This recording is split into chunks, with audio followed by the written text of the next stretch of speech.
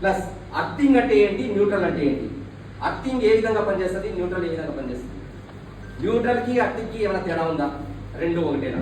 మీకు క్వశ్చన్ వేస్తారా బాబు, అందరూ మీరు ఎవరైనా ఉంటే ఎక్స్పీరియన్స్ అని చెప్పండి. న్యూట్రల్ అంటే ఏంటి, అర్థింగ్ అంటే ఏంటి? ఒకటో క్వశ్చన్. రెండో క్వశ్చన్ ఇండక్షన్.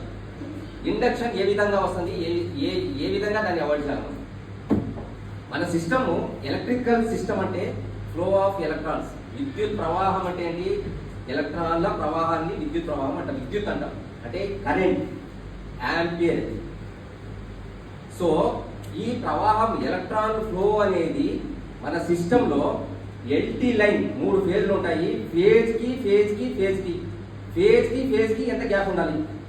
ఒక డిజైన్ చేశాను, నేను డిజైన్ చేసింది కాదు, ఎవరి డిజైన్ 1956 ఏంటి మనకు స్వాతంత్రం వచ్చిన ముందే, అంటే 1948లోనే ఆర్ఈసీ వాళ్ళు స్టాండర్డ్స్ ప్రపోజ్ చేశారు దీని మీద.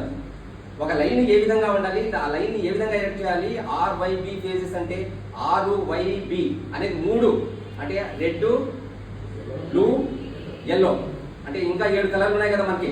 ఈ 3 కలర్లే ఎందుకు పెట్టారు, కొన్ని ఐడియా ఉందా? ఇవన్నీ సేఫ్టీలోకి వస్తాయి. ఆర్వైబి ఎవరన్నా చెప్తారు ఇక్కడ? RYB red, yellow,